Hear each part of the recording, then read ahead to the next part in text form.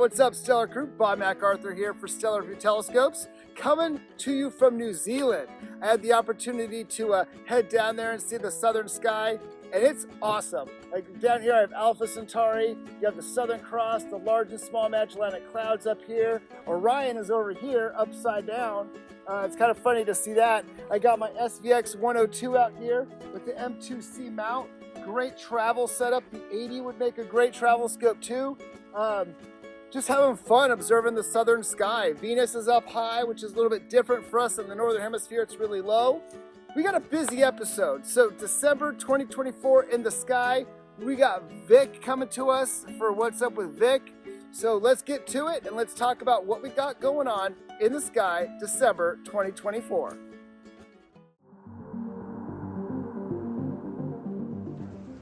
Hey Bob, we're here in the Figuring and Metrology Lab and we're putting together a video on the SVX 152T, the same telescope you have, and we're going to be doing some different things. We're going to be looking at how the telescope performs in 3 different colors, like we did with the 127. We're going to be looking at how we zygo test it, but we're also going to have customers send us their videos where they actually talk about how this incredible telescope performs.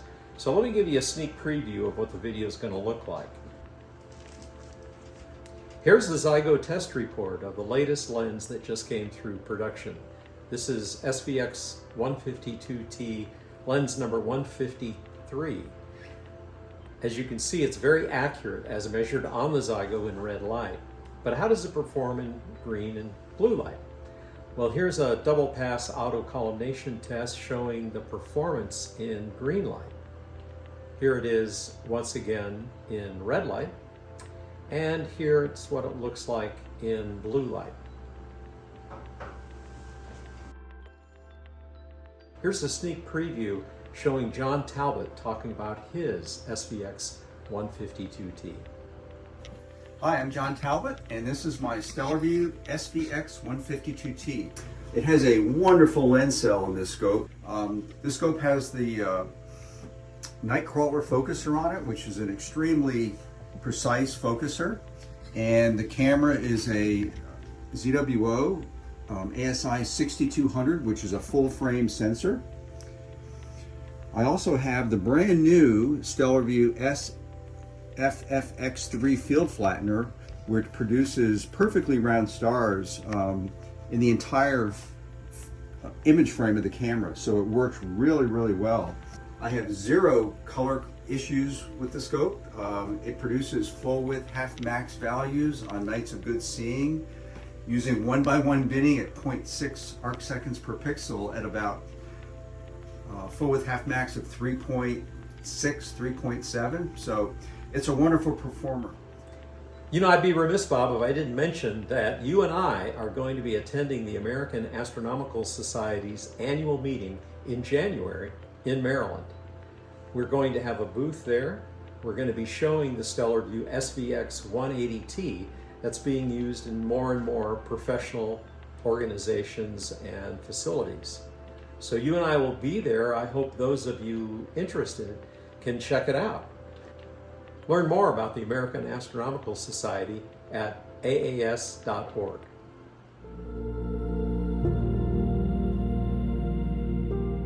What's going on, Stellar Crew? Well, here we are. Let's talk about what we got going on in the sky for this month, December 2024. It's busy. We got a lot going on. So yeah, let's get to it. So December 4th, the waxing crescent moon and Venus, they're going to be low in the west after sunset. Going to make a really nice pairing with that thin crescent moon and Venus. And Venus right now is really fun to look at because you get the phases. So check that out too. December 7th, you're going to have the first quarter moon up there near Saturn. Again, fun to always see the planets pair up with the moon. Now, December 7th, here we go. Jupiter is at opposition. That means Jupiter is going to be up all night long. So opposition occurs when you have the sun, the earth, and then the planet. So now we got Jupiter pretty much up all night long. What's really cool about Jupiter is a day on Jupiter is about 10 hours. So actually, if you observe Jupiter all night long this time of year, you could actually observe in the northern hemisphere, because our nights are long right now, you could actually observe a full day on Jupiter and then watch all the moons go as they orbit Jupiter. So Jupiter is fun to watch, looking at the cloud bands and things like that. So great time to observe Jupiter. On December 7th, at the same time, Mars is also about 2 degrees from M44, the Beehive cluster. Now, Mars is up a little bit later in the night, about midnight or so. Great late, later on in the evening to check out Mars. But December 7th, great pairing with M44, the Beehive cluster. So definitely check that out. Get a wide field view of it. It would be pretty sweet. So December 13th, we have the waxing gibbous moon up there near the Pleiades. Now, what's great is we have Pleiades season coming up. Wonderful star cluster. The Pleiades goes on in ancient stories, in a lot of indigenous cultures. It's fun to learn about how the Pleiades and Orion go into so many indigenous cultures. So it's fun to watch the Pleiades. Also fun to watch the moon join the Pleiades over the next few months. So on December 13th, check out the waxing gibbous moon up there with the Pleiades. And then on December 13th, 14th, it is the peak of the Geminid meteor shower. The Geminids is one of my favorite meteor showers to watch. Great meteors with this one. Unfortunately, we got ourselves a nice big bright moon. So that's going to kind of hamper our viewing of the faint Geminids. But you might get to see a few bright ones here and there. So, yep, got the Geminids.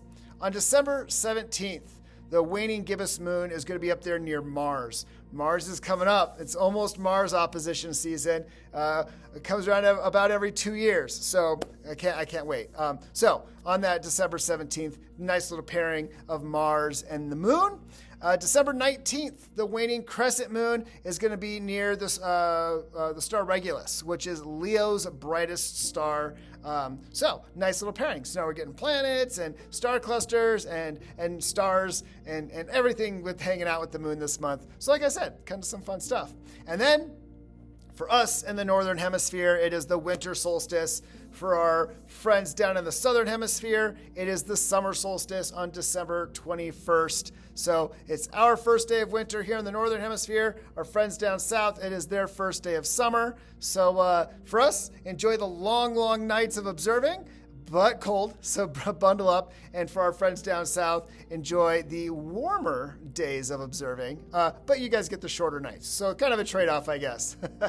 And then on December 28th, we have right before sunrise, that little thin waning crescent moon hanging out really low with Antares and Mercury. So that could be a really cool shot. So make sure you get a good view down low to the south and throw an eyepiece in your telescope and check out those objects. Or take a picture with a wide field or wide angle lens. Either way, take your pictures, take your observations, share them with us at Stellarvue, because we would love to check them out. Maybe even share them on the forum or in a future episode of In the Sky. So let's move on and talk about the planets. So here we go. It is full effect planet season right now. I mean, after sunset right now, you have Venus, you have Saturn, you have Neptune, you have Uranus, you have Jupiter. All of these are visible after sunset. So that's great. So great planet time. So we can get a bunch of them. As the night goes on, Venus is going to set, so Venus is get it right after sunset. It was crazy in the southern hemisphere to see Venus like higher in the sky. But that's just, because we live on a sphere, it's kind of fun to see that change. So Venus is obviously get that first thing. Saturn is also kind of, as the night goes on, it's going to get in the muck, but we still can get some good views of Saturn. Neptune's a challenging one, but it's fun. If you had a larger telescope, I also have a 16-inch Dob. It's fun to look at Neptune and get that little blue disk. And sometimes if you're lucky and have really dark skies and good seeing, you can pop out Triton too. Neptune's moon, which is pretty cool. And then you have Uranus. Uranus is fun because it looks like a little green disk. And again, larger aperture telescopes, you can get the moons of Uranus. And then over there by Jupiter, always fun to watch Jupiter. And again, I have the Sky and Telescope observing tool. So just Google that. And the Sky and Telescope has a Mars observing tool, so you can see what features on Mars you're looking at. It has a Jupiter observing tool, so you know when the great red spot's transiting and which moons are going. Has a Saturn tool. It is awesome. so you can see, and you can set up for, if you're seeing it flipped or reversed through your telescope. It's a great tool. I really do encourage you all to check that out. And again, the Sky Live. The Sky Live does great for looking at minor planets, comets, asteroids. It's great to find out where those are. Using the Sky Live's website. Now, the sun is still going. The sun, we are at solar max. So sunspots, throw a solar filter on your scope. Check out those sunspots. Again, do not observe the sun without the proper equipment. Always make sure you have a solar filter, an H-alpha telescope. The sun's just going off. It is a great time to view the sun for sure.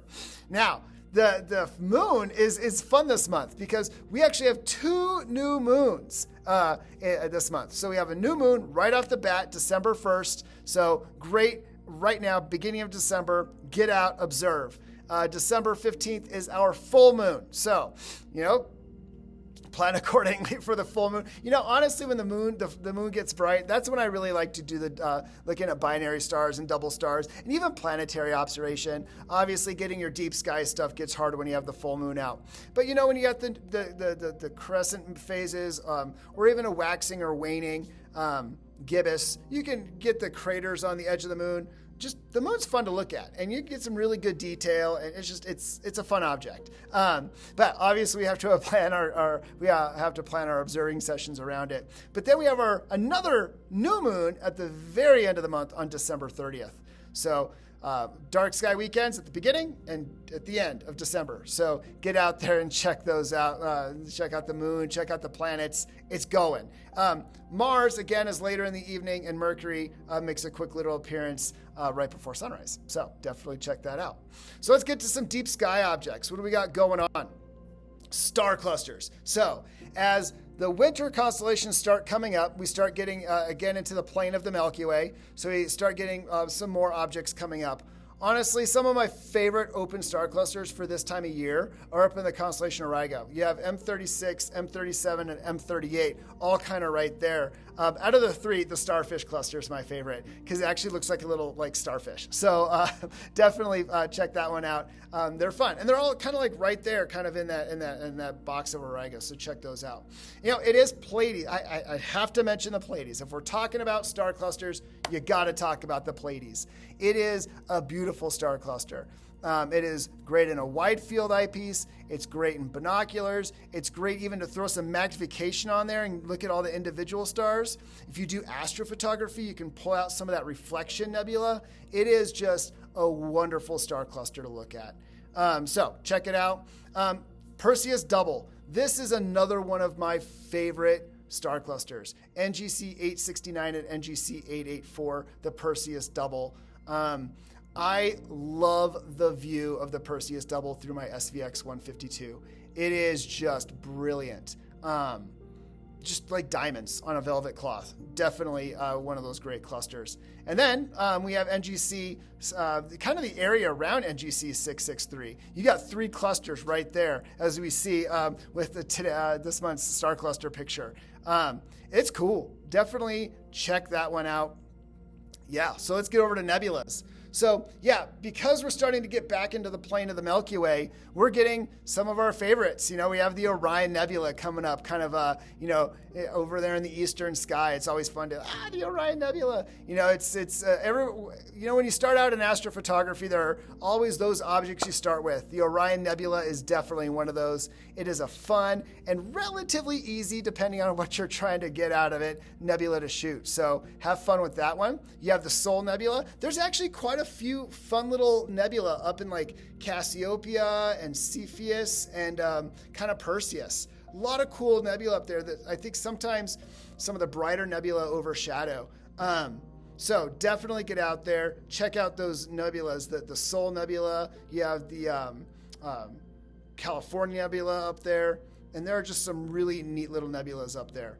And then you have the little dumbbell. So we actually have planetaries too. The little dumbbell is a little planetary up there in Perseus. So again, as we're getting into that plane of the Milky Way, we're starting to see some nebulas come back. So those are the ones I like. I know you all have some that you probably enjoy too. So share your ideas. Share what some of your favorite objects are to look at in December.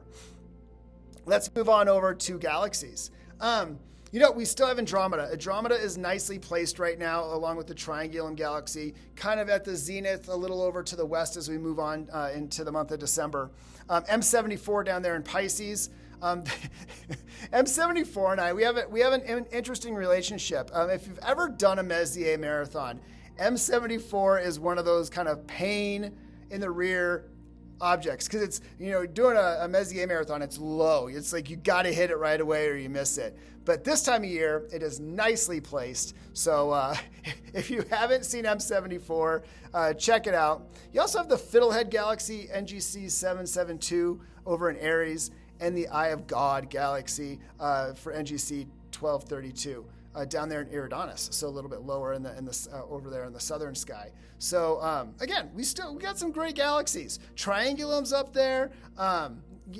Depending on what you're doing, if you're doing visual or astrophotography, the Triangulum Galaxy is a great galaxy. You could pop out some of the nebulosity in there.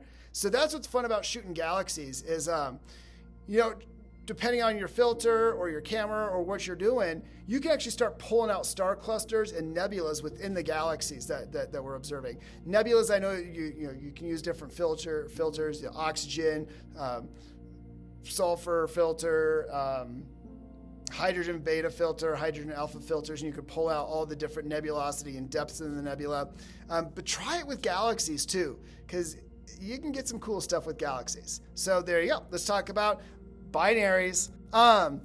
We got some fun binaries. I always try and find some good ones. I got my notes because I always try and find new ones to look at, but I also have my favorites I always like to go to. So we have Iota Eridus, so 1 Aries. It is a really nice gold-blue double. It has a really nice separation. You should be able to get it, and they're both similar in magnitude. So you kind of get that nice color, and they're nice and tight, but they're the same brightness. So try that one out. We also have Alpha Pisces. Now, this one is new for me, so I enjoyed looking at this one. This is tight. They have a slight magnitude difference, but they're both white. So give that one a go. It's down there kind of at the bottom of Pisces. And then we have Epsilon Persei down over in Perseus. This has a really nice separation. You get a blue and a white star, but you have a noticeable magnitude difference by a few magnitudes. So the blue one is the secondary star. That's going to be a little bit harder to get, but once you get it, it's fun. Now, another one that I think is challenging is Theta Auriga or Masam. This one for me has always been a test of my seeing. It's a very tight pair, but there's a good magnitude difference. So if you have good seeing, that secondary can pop out at you. But if your seeing is kind of average and not very good, it's going to blend in with that brighter primary. So I always like to use Theta Auriga as kind of a good test of my seeing. So those are some binaries. So let's, it's December. It's cold here in the Northern Hemisphere. You got to bundle up. But I'll tell you what, getting down to the Southern Hemisphere was amazing. And for me, it was a bucket list thing. I joke because I have a bucket list, but my bucket list is an astronomy bucket list. So what is your astronomy bucket list? Is it seeing the northern lights? Is it seeing a lunar eclipse or a solar eclipse, or seeing the southern sky, or seeing the northern sky, or getting out of the city lights and seeing just a dark sky and seeing the Milky Way go overhead? I have one more thing on my bucket list, and that is to see Halley's Comet twice. I saw it back in '86, and I'm hoping to see it again. I'll be in my 80s, so fingers crossed on that one. Oh, I dated myself. So Halley's Comet is the last thing on my astronomy bucket list, but it's fun to get out. And here we are at the end of the year. It's cold again. Bundle up, enjoy. Get out and look at the planets. I mean, it is planet time. I got the 80 here. This eyepiece, I got to show you guys this eyepiece. I love this 4.7 Optimus. It works really good in the 80, works good in my 102, and works really good in the 152. Whoo! You got good skies. This eyepiece does great. And again, I like the Optimus eyepieces because you got the 1 1/4 that you can screw that, and then that works great, depending on what diagonal you have. But you can also, they all come with the 2-inch. so these things just screw off. And this is the 9mm. So this is what I like to default to if the seeing isn't that great. So great eyepieces. It's planet season. Like Vic said, if you're going to go to the American Astronomical Society's conference, come visit us. We'll be at the Stellarvue booth. We're hanging out with Les Mandys, so that'll be fun. Come say hi. We're all part of the Stellar crew. We love to talk astronomy. We love this crazy hobby that we do. And again, if you are enjoying these videos, please like and subscribe to the Stellarvue YouTube channel. We like to hear from you. We like to hear about your objects. We like to see your pictures. And we're very thankful for our group. November was last month, but you're just thinking about our crew, the Stellar crew, and all you guys do for us and the cool feedback we get and getting your images. It's cool. So you all have a wonderful holiday season, and we'll see you next year. Keep looking up.